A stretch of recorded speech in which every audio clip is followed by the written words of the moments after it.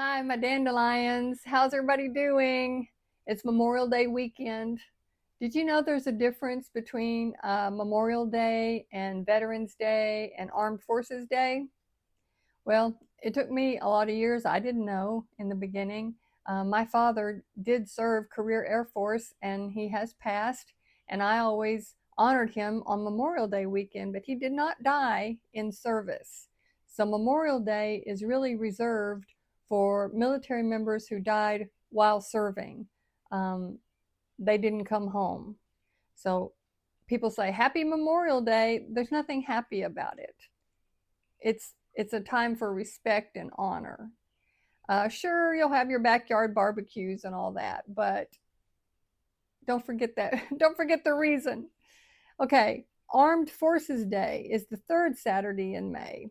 Third Saturday in May, and that honors those who are currently serving.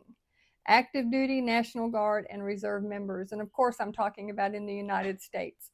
And then in November, we have Veterans Day, and that is for the people who have served uh, and they're not in the service anymore.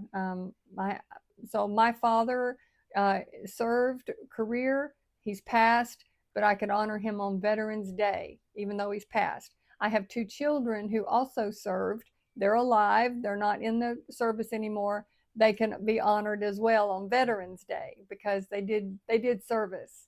But Memorial Day is strictly for those military members who didn't come home. Okay, now that I've done my public service announcement for that, let's talk about life. And it's been busy around here. So today's my husband's birthday, and we had some family over for, I didn't even tell them it was his birthday, cousins and stuff. We just all had a gathering, and then we just happened to sing happy birthday while everybody was here. And that was okay with my husband. He didn't need to make a big, he didn't want us to sing because, nobody's really a singer in my family. But we, yeah, that wasn't the reason he didn't want us to sing. He just didn't want us to make a fuss about him. But anyway, he got the full treatment. So, and then he's also made a life decision. And I have to say, if you're with me with the whole move, selling our house, buying our house, and how God sort of orchestrated everything along the way, and even orchestrated his job because his store, you remember, his store closed, and then we had 2 weeks of unemployment to get his severance pay, and then that other job opened up, and then it's been a whirlwind. A whirlwind. But he was offered a position as a store manager again of another store that he was very familiar with, and so we thought it was going to be a godsend. And he just went out there, and something in his gut just told him it wasn't right, didn't work for him anymore. And well, frankly, he was miserable, and so we talked about it, and it's so weird how this has all worked out because we sold the other house, we paid off our debts, and um, were able to afford him the opportunity to take some time off and decompress and figure out what he wants the next chapter of his life to be. Now, he's a little younger than I am, and so we're not at retirement age yet. He's not at retirement age. I retired 5 years ago, going on 6. But he can take a little breather and see. Retail, it's gotten as bad as teaching. If they would just let me close the door and teach my students, it would be the best job in the world. You see the light bulbs come on, and you've inspired, but you can't do that anymore because you've got parents and administrators and everybody dogging you, and what are you doing to bring this D up, and what are you doing to do this? It's a lot. And so the retail world has kind of gotten to be the same way. How many credit applications did you get today? How many people came in your store and you changed it over to be a sale? And so anyway, just beating everybody over the head. And so I don't blame him. I don't blame him. It's a lot of pressure. And I don't know what he'll be doing, but it's okay. We're able to take this time and let him figure it out. And I'm keeping him busy around the house. He washed all of my sunroom windows yesterday. So so stick around. We'll see what else we're going to get him to do. I'm working on my new puzzle. I got Elvis over here, and we'll see how far we progress. There's a lot of red and black in that.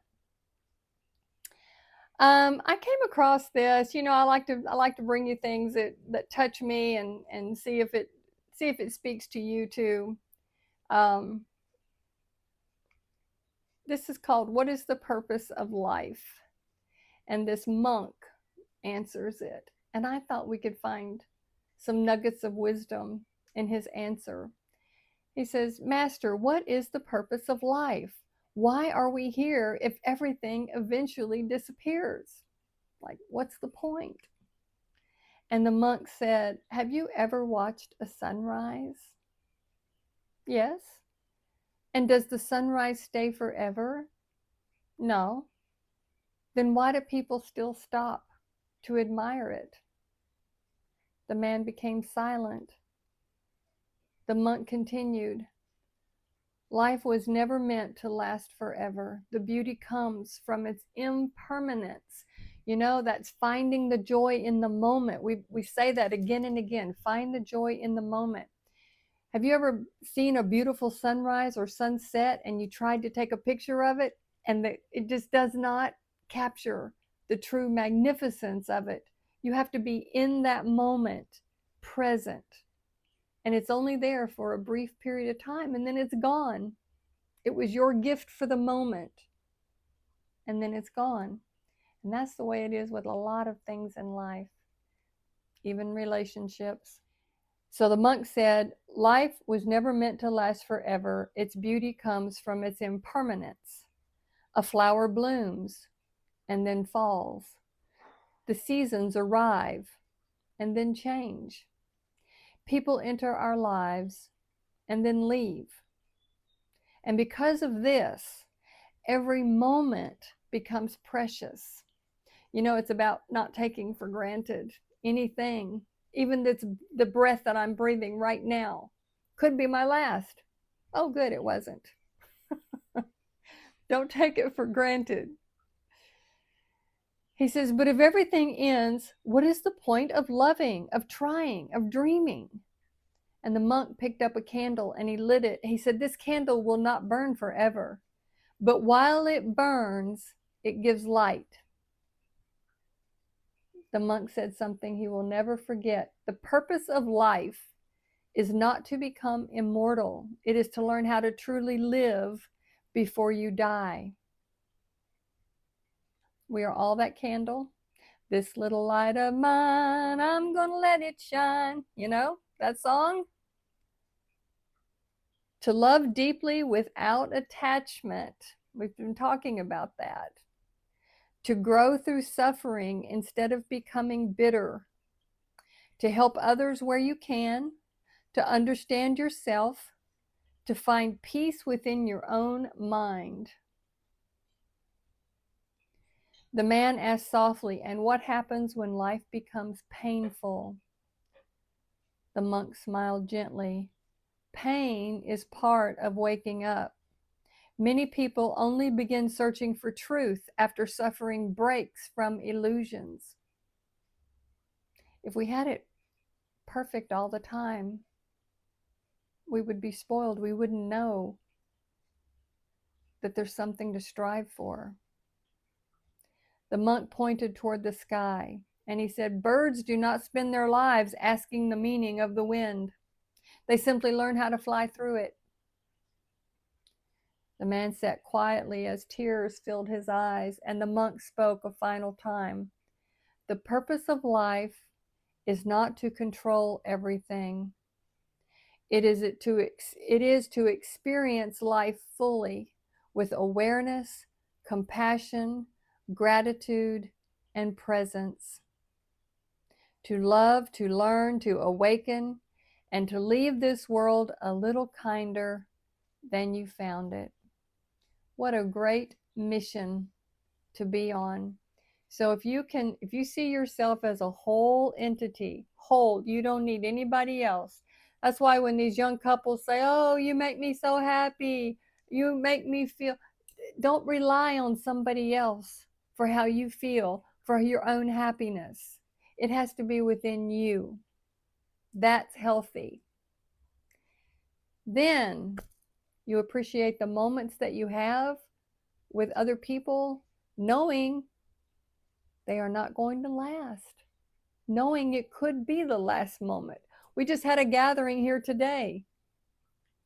Will I see any of them again? I don't know, but I enjoyed it for the moment. Hey, y'all go have a good day. I'll see you in a few days.